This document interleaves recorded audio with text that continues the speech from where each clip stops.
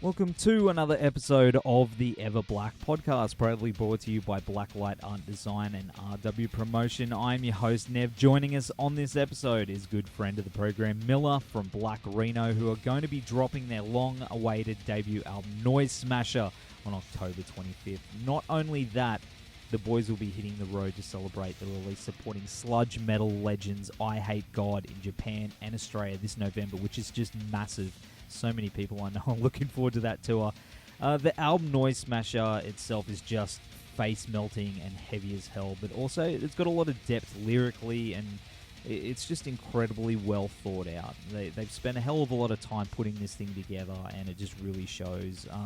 It's definitely going to be one of the strongest releases of this year, I think, and will no doubt end up being a classic go-to album for a lot of people. So if you liked the Let's Start a Cult EP, you're going to love the shit out of this. It's massive. It's a huge step up for these guys. They've really outdone themselves, and just incredible live. They're probably one of our most intense live bands.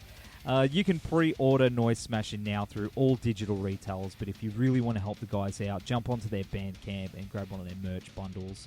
You know, they deserve all the support. They're really hard-working dudes, and they travel around everywhere and put in the hours. So yeah, get behind them. You can also see the guys live at their Noise Smasher launch party on October 26th at the Factory Theatre in Sydney. So if you're in the area, head on down. It's going to be a good night. But if not, get your tickets to see them with Eyehategod now. That tour is going to absolutely go off. The tour kicks off on November 8 in Adelaide at the Enigma, then November 9 in Melbourne at Max Watts, November 10 in Hobart at the Brisbane Hotel, November 11 in Canberra at the Basement, November 13 in Newcastle at the Cambridge Hotel, November 14 in Sydney at the Crowbar, and then November 15 in Brisbane at the Crowbar with our good friends the Black Swamp, and then they head over to New Zealand, November 16 in Wellington at Valhalla, and November 17 in Auckland at the Whammy Bar. Tickets are on sale now, soundworksdirect.eventbrite.com. Also want to give a big shout out to my buddy Tim from The Faction for airing this on the station last week. Now, The Faction, if you're unaware, is an online heavy music radio station that plays not only some of the biggest bands in the world, but they also throw their support behind the underground bands, upcoming bands as well. Download the app from the App Store or head to thefaction.live for more info and get behind it, because they're one of the strongest supporters of Aussie music and Aussie bands, so get on to that. Alright, before we go into this episode, we have to mention it's brought to you by our good friends at Blacklight Art Design, who are our go-to for all our screen printing needs. They've done all our shirts and hats for Everblack Media. Great guys and excellent work. www.blacklightad.com.au. Show is also brought to you by our good friends at RW Promotion, who are the best in the biz when it comes to stickers, flyers, banners, badges, and all other promo you need for your band or business. www.rwpromotion.com.au. Also, you could subscribe to the Everblack Podcast through Spotify, Spreaker, iTunes Podcasts, YouTube, and, of course, Facebook, where we upload them, and you can stream that while you're scrolling through. All our reviews and articles go up to www.everblackmedia.com. Feel free to leave us a review. Every bit helps, and keep sharing our stuff. We really appreciate that, guys. All right, here is my chat with Milla from Black Rheno. Noise Smasher comes out on October 25th. Get your tickets now to the Eyehategod tour, which is also going to be huge. Horns high and enjoy. Milla, how's it going, man? Very well. Yourself, Nev? Yeah, good, brother. Good to have you back on the show. Now, your new album, Noise Smasher, comes out on October 25th, and it's fucking awesome, man. You and the boys have done really, really well with this one. Well, thank you very much. It's very nice of you to say. I've been listening to it a lot, and it's heavy. It's got everything that you'd want from a Black Rheno album, man. It's sick. Where'd the title come from? You know, we're all just trying to throw names around. It's funny when you're trying to come up with names for bands and albums and stuff. I'm sure you and the boys do the same thing, where you sort of throw a bunch of names around it, and they're all fucking stupid, you know. And then you sort of, I don't know, and then you sort of get stuck. But we're trying to work out the name, and like, I guess the album has a lot of obvious different influences throughout it. It's not sort of, you know, one thing or one style the whole way through. You know, it all sort of ties together, but it there's a lot of different sort of influences and things like that within it. And, basically we're just smashing a bunch of noise together. And I like the Dillinger Escape Plan dude's label called Party Smasher. I think that sounds fucking cool, I just think that sounds cool. And I kind of took a little bit of influence from that and thought, oh, Noise Smasher sounds pretty cool. And it sort of makes sense with the music we're doing and the the sound of the albums, just all this stuff jammed together, and that's sort of how I sort of came up with that. Sums it up perfectly, man. Yeah. So last time we spoke, you mentioned that you were recording or finishing up. How long were you guys holding out on us? About a year. So we sort of finished it quite a while ago, actually. Yeah. And we had plans on getting it out earlier, and some things just took a little bit longer. Sometimes things take a bit longer than you expect. Sometimes, especially because I'm recording at my studio, and so some of those processes, whilst you might think, you can just get in and do it whenever you want, we're fitting it around some other things that are going on there as well, because the band's not paying to record with me. It doesn't cost Rheno money for that, but it just also means that it's like, okay, cool, we got to wait till there's 5 days free so we can go and do the drums. There's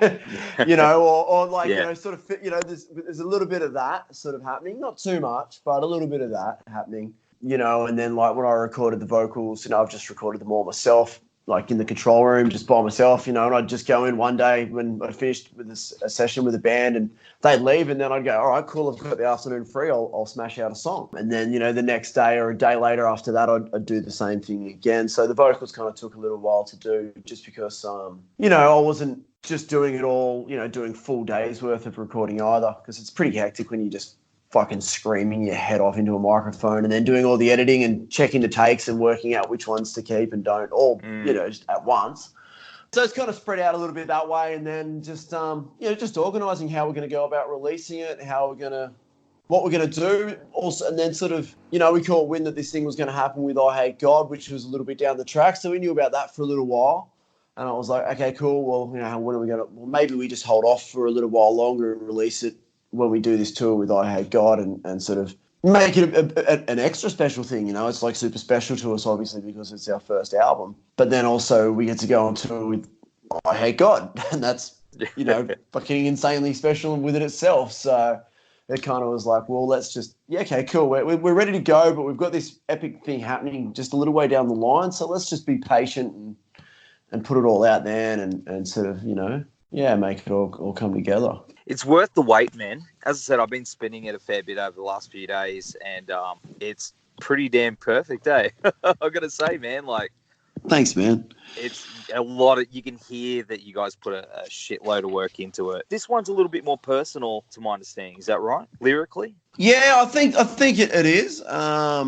Definitely, there's a few more things in there of my own personal thoughts, and we've all got our little ups and downs and things like that there's some things in there about that sort of stuff, but so it is and it isn't. I mean, it's a real mix, there's some songs that are really really from the heart, I guess, like that, and then there's songs there's a song about me wanting to fucking blow God up with some dynamite strapped to me because he's being a dick, which is just silly as fuck, but it's just a fun song. It's just kind of a fun, silly song as well, And there's a song in there about me rocking up to my mate's wedding after a massive bender, getting up and doing a speech completely wasted and making a fool of myself.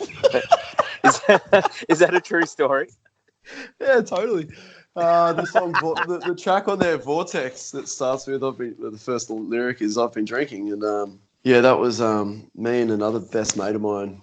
So a good friend of mine from New Zealand, he's originally from New Zealand, lives in Australia, was getting married, and all the crew came over from New Zealand. And over the years, his crew from New Zealand and my crew here have all become mates and all partied together. And we got a bit excited a few days out from the wedding, and then a couple of days later, we were still partying, and got up at the wedding and presented a pretty rambunctious speech. So did you tell your mate that you're all right? He's heard the song. I showed him the song. Yeah, he had a good laugh about it. I think he's actually got footage of me of me doing the speech somewhere. He hasn't showed me yet. We haven't got around to searching it out, but he's got footage of it, and it's like, I basically go into this spiel about this, you know, trying to make this analogy between the two of them, and you know, him and his partner, they're both my best mates. Like, I'm super close to both of them, and I know the family, both families really well, and you know, this kind of stuff. But like, I started going into this, like, you know, this thing I was going to say, and then I just completely lost train of thought, and then I just started swearing my head off, telling someone, I fucking love you, and I fucking love you, and this is the coolest shit ever. And then, like, I ended it with, like holding the microphone like I was on stage screaming, everyone make some noise. Like, no shit. And then I remember my mate afterwards, he came up, he's like, mate, honestly, bro, he's like, that was the best speech of the night. I fucking loved it. Because it was honest. It was just loose, but anyway, yeah. But yeah. So yeah, that's awesome. There's a real mix of stuff in the album in there for sure. Well, there's I saw the clip of you guys spinning the test pressing as well. That must have been awesome, man. The purple vinyl. Yeah, we got purple vinyls coming out. Yeah, that was pretty sick. Like, you know, I haven't actually put anything that I've recorded on vinyl before personally, from my own material of any band I've ever been in or anything like that. So, you know, this is my first actual proper studio full-length album where I'm playing in that album. Like, you know, like I've recorded them for other people, but where I'm actually in the band, this is my first full-length. I've done a bunch of BPs, so with bands, but not like this. So it's just the whole thing's just, you know, I'm really, really psyched about it. Really cool. Really cool.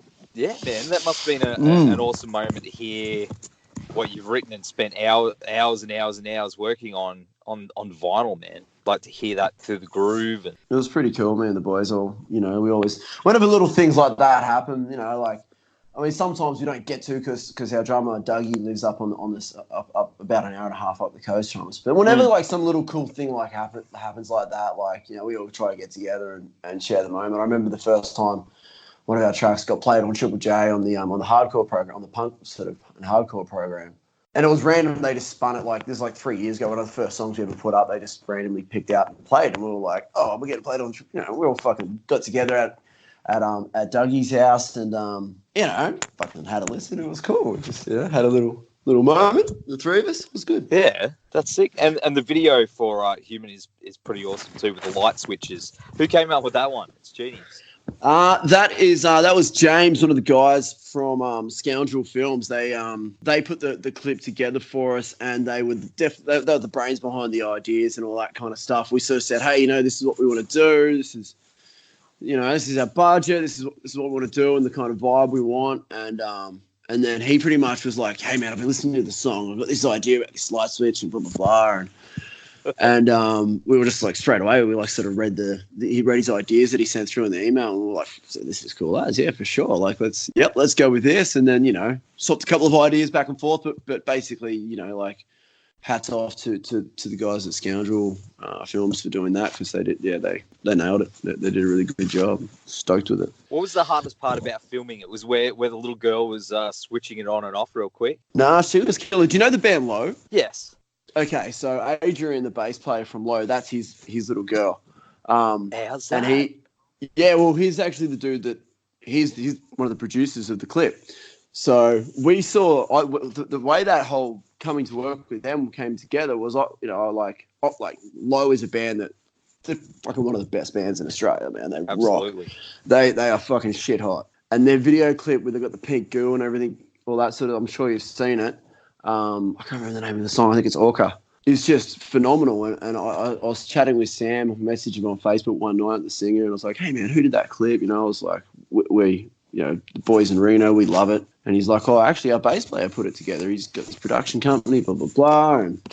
And so I reached out to Adrian and was like, hey, you know, here's the song. And he's like, man, I'll chat with one of the guys at work, and which was James, and we'll see if we can come up with something. And then that's sort of how it all happened. And I didn't, but like, yeah, well, like it was, and you know, so then he was there with us shooting on the day, and he got his little girl involved. And yeah, just, you know, like pulling in all different, yeah, you know, pulling in a lot of different friends to come and help. You know, we had a good mate of ours, Julian, from a cool band, Red Gazelle, good rock band from Sydney down here. You know, he was just on set for like 18 hours that day. Like literally it was an 18-hour day, just carrying our amps and stuff around for us. We had heaps of friends pulling, you know, Dougie's missus, everyone was just like putting in full effort and helping out. It was a really big group effort. It was really cool. That it is a cool clip, man. And it's awesome hearing those stories behind the making of it too. And of course, everyone knows you're one of the hardest touring bands around, and it seems like you do what you got to do when it comes to, sleeping in van, camping out, couch surfing. You guys just do what you do to get the job done. Is that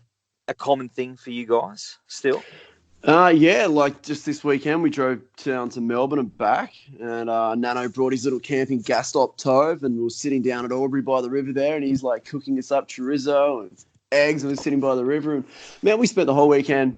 We spent like $70 on food for the whole weekend, but for three of us, and we ate super well. It was so funny. We were at the Bendigo Hotel. We played a little festival on Saturday called Amp Fest, and there's this metal band. Like there's like 15 bands. We duck upstairs to get some dinner. We get 15 bands playing or something more. There's this just like thrash metal going on downstairs, and we can hear it. And we're just upstairs in our little room with a little gas stop camping stove, and we're like cooking up like a mad feed, like falafel and capsicum and mushrooms and all this stuff. And then we were sitting there eating tiramisu that we bought from Audi, putting on coffees and shit. We've just been drinking a bunch of beers, and we're sitting out there. We're a little bit pissy. And we're just like laughing at ourselves at this like full like gourmet spread that we've just made like in the middle of this metal festival. It's just fucking random. But it saves us money, and it means we can do it, like to fly down to Melbourne. Some people go, like friends go, why don't you just fly down for the weekend? And it's like, well, there's $1,000 in, or maybe $800 in flights, plus a hire car, which is going to be $500 for the weekend by the time you pay all the, the extras on top, like the insurance and all that sort of shit. Or we can spend $300 in petrol, and we can continually do this. We can actually maintain that because we can do that multiple times throughout the year or whenever we want to do it, as opposed to if like obviously when we do tours that are like, every different night, a different city, sort of like, Perth, Adelaide, Sydney, Melbourne, like what we'll do with Eyehategod, we're flying around then. But for the other little things, you've just got to be smart with your money so you can keep doing it, because otherwise it's fucking ridiculously expensive. It's hard to do. So you just got to do that so you can, because otherwise, I don't know. Because then you get to do it, I guess. Do you think a lot of bands, especially younger bands, don't tour enough because they think that they have to stay in hotels and live comfortably, and instead of making those sacrifices, they're kind of missing out on the joys of that in a way? Oh, yeah, I don't know. I think I don't know if it's because they think they've got to stay in big hotels and stuff. I know for us guys, like there's the realities of what we, there's just this. The reality is that like, if you want to be in a touring band and all that kind of stuff, and like really go hard, like fucking do it, like push it as hard as you can. It costs money, and there's no point doing it unless you can pay for some flyers to be printed and let people know that you're coming to town, put an ad on Facebook about it, or whatever the hell you choose to do for your promo. But like, what shits me is when I hear bands or people in general, and I hear it. Like I've heard it so many times before when they're like, oh, we can't afford to do that. And how do like some of the tours that we've put together have been pretty extensive, long, lots of, like 5 or 6 weeks every weekend. You're playing 2 or 3 shows and you're driving huge distances or traveling and whatnot. And they're like, oh, we can't afford to do that, blah, blah, blah. And it's like, well, how much did you spend on coke at the last on the last bender you had, or on booze every weekend, or all that? Like how much did you spend on partying?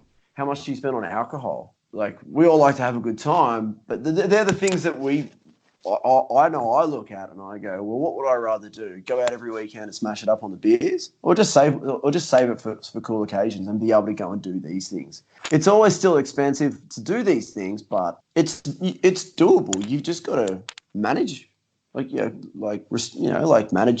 yourself, and prioritize what it is you actually want to do, where you spend your money. Spend it on touring. I want to spend it on touring with my band.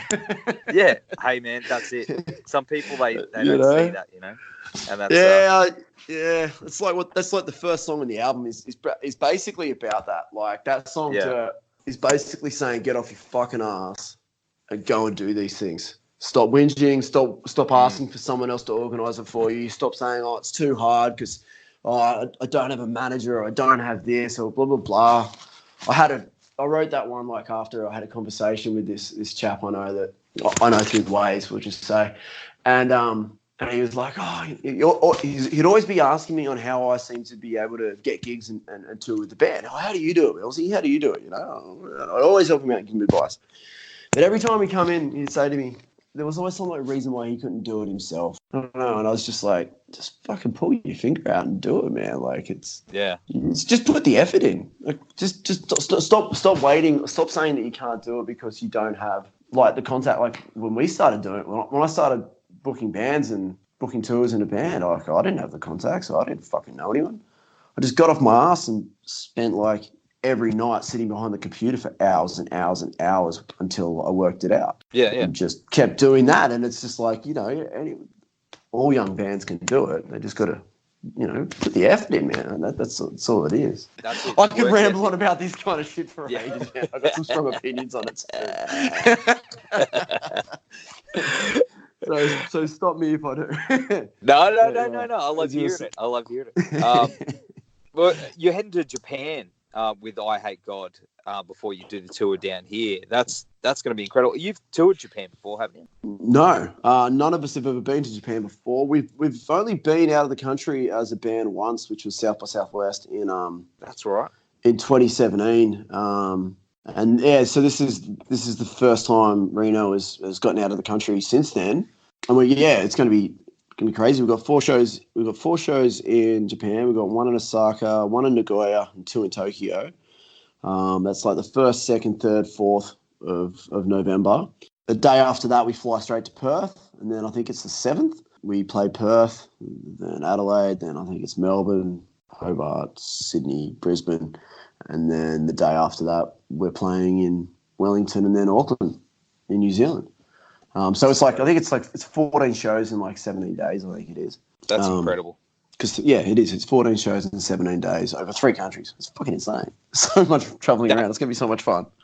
And with Eyehategod, I mean, I guess you grew up listening to them as well. I didn't grow up listening to them, no, actually. I caught on to them a bit later on. My teenage years, I was listening to like Dead Kennedys and Pennywise and Bad Brains and Bad Religion. I was more of like a little punk rock kid when I was younger.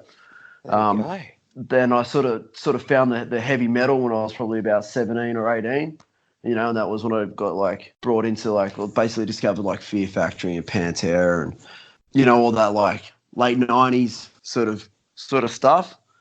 Korn and shit like that, you know, like I was probably listening to Korn when I was about 17, and Metallica was like the first band I ever really got into, and then I sort of discovered like Frenzal Ron, man, and punk rock, and I was like, you know, 14 years old and just running around at Frenzal concerts. It was a sick one. Yep. No, I was that dude too. I loved it. I loved it. But then sort of got a bit older, and then, you know, got more into the metal and all that sort of stuff, and sort of then went down that path. Yeah. But yeah, I mean, Eyehategod basically fucking like, you know, that's going to be insane. It's insane. It's just pretty special to be able to release our album and go on tour with those guys. Man, it's what a way to the end of the year. I mean, holy shit, dude. It's timed perfectly, and we can't wait to see what you guys coming up next. So what do you got planned for 2020? Anything set in stone? Any news? Nothing set in stone as such. We're trying to organise a few things at the moment, and just trying to get our heads around what we're doing. Just trying to get all our shit together to release this album, man. Just organising everything, you know. Just, you know,